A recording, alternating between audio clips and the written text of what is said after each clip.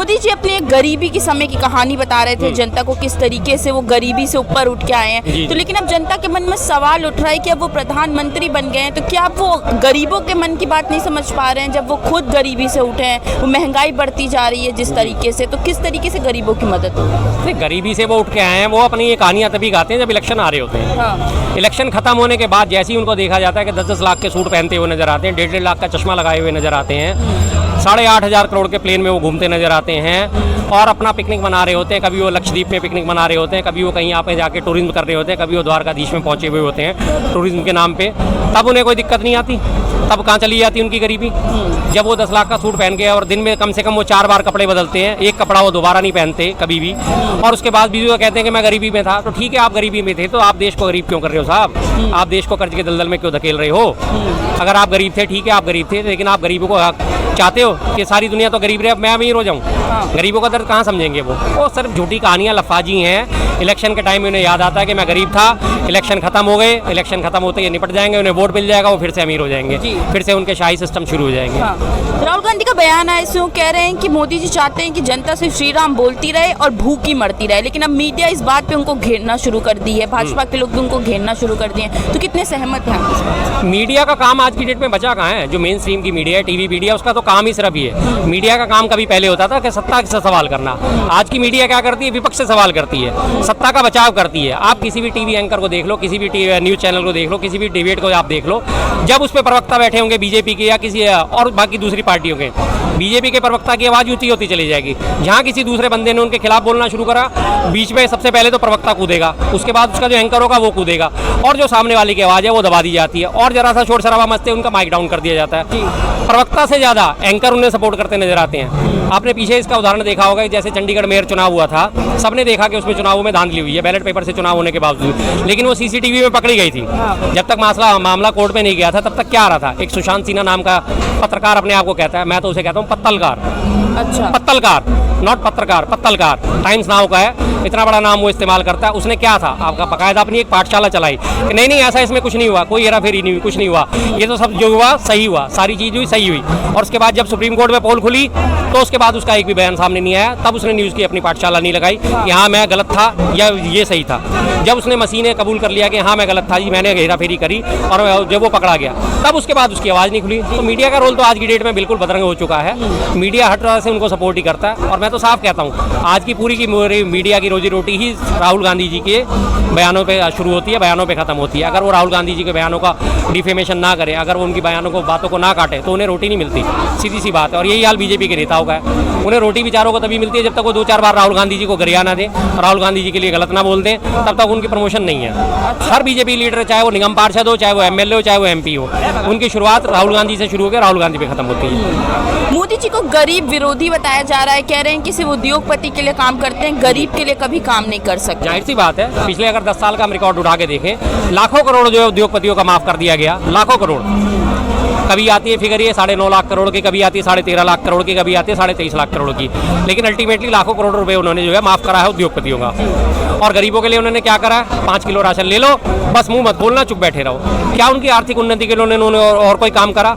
क्या उन्होंने कुछ नई फैक्ट्रियाँ लगाई? क्या उन्होंने कोई नए PSU स्थापित करे? क्या आओ मैं आपको रोजगार देता हूँ, आओ मैं आपकी बात करता हूँ? नहीं। किसानों के ऋण माफी की बात हुई थी, उसमें वो करके पीछे हट गए।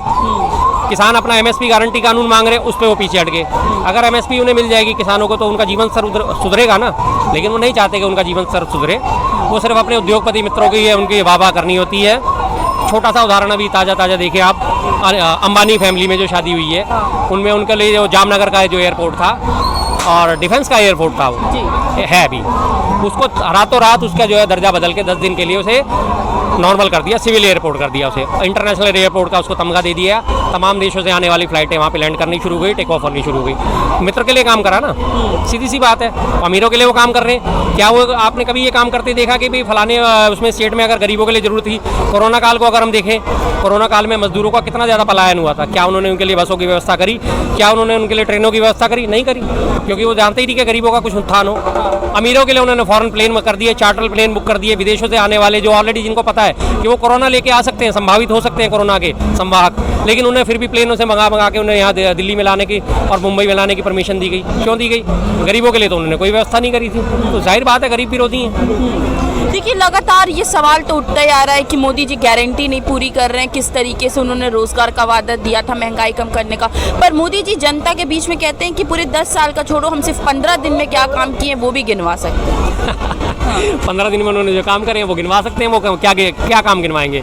मैंने केजरीवाल के घर पे ईडी भेजी, मैंने उसके घर पे हेमंत सोरेन के घर पे सीबीआई भेजी, ईडी भेजी, क्या काम गिनवाएंगे वो 15 दिन के? आप 15 दिन के काम गिनाने वाले तो बनो। आप काम गिनाने के नाम पे आपका सबसे पहले क्या होता है? राम मंदिर। दूसरा आता है 370, तीसरा आता है 3 तलाक, चौथे काम की बात आती है तो हमने शौचालय बना दिए। 5वें काम की जब उनसे राष्ट्र की उन्नति के बारे में पूछा जाता है, नेहरू जी ने ऐसा करा, नेहरू जी ने वैसा करा। राष्ट्र की उन्नति में आपने क्या योग? इंदिरा जी ने अगर समय रहते नोटबंदी कर दी होती तो आज ये दिन नहीं देखना पड़ता। अरे भाई, इंदिरा जी के टाइम में कौन सी नोटबंदी, कौन से क्या दिक्कत थी? कब की बात पुरानी वो लेके बैठ जाते। जब उनसे किसी बात पे सवाल करा जाता है तो वो नेहरू गांधी जी को आगे कर देते हैं, इंदिरा जी को लेके आ जाते हैं बीच में। उन्हें पता है सवालों से भागते हैं। अगर आप इतने ही काबिल हो, क्यों नहीं एक प्रेस कॉन्फ्रेंस करते? पत्रकारों के सवाल दो, आंसर दो, पत्रकारों के सवालों के जवाब दो, आप पता चल जाएगा आपको हकीकत क्या है और क्या नहीं है। लेकिन वो किन पत्रकारों को टाइम देते हैं? आप आम काट के खाते हैं कि चूस के खाते हैं? आप जेब में बटुआ रखते हैं या नहीं रखते?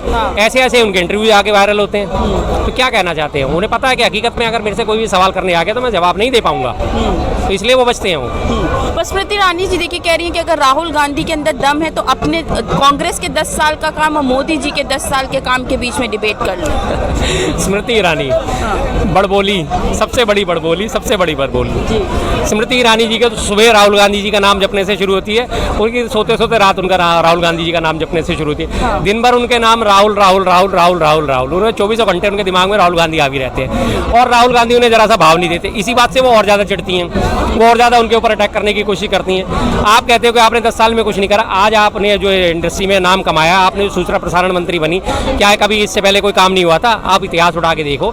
1950 में हमारा संविधान लागू हुआ था, 1947 के बाद से आज तक कितने काम हुए? सारे के साथ कांग्रेस से नहीं तो करे। आप काम गिनते गिनते थक जाओगे, वो काम गिनाते गिनाते नहीं थकेंगे। आप गिनना तो शुरू करो, लेकिन आप हर चीज़ को क्या करते हो कि नहीं उन्होंने ऐसा कुछ नहीं करा, उन्होंने तो ऐसा नहीं कुछ करा। जिस चीज़ की बात होती है, पहला अंतरिक्ष यात्री कांग्रेस के शासन में गया, पहला परमाणु विस्फोट हमारा जो है पोखरण परमाणु विस्फोट कांग्रेस के टाइम में हुआ। पहले हमारे एशियन गेम्स 1951-52 में कांग्रेस के टाइम में आए, दूसरे एशियन गेम्स 1982 में कांग्रेस के टाइम में आए, कॉमनवेल्थ गेम्स हमारे कांग्रेस के टाइम में आए। क्या नहीं हुआ कांग्रेस के टाइम में? बड़े बड़े डैम बने, बड़ी बड़ी इंडस्ट्री आकार लेके गई। श्वेत क्रांति कांग्रेस के टाइम में हुई, हरित क्रांति कांग्रेस के टाइम में हुई। क्या नहीं हुआ कांग्रेस के टाइम में? वो गिनना तो शुरू करे।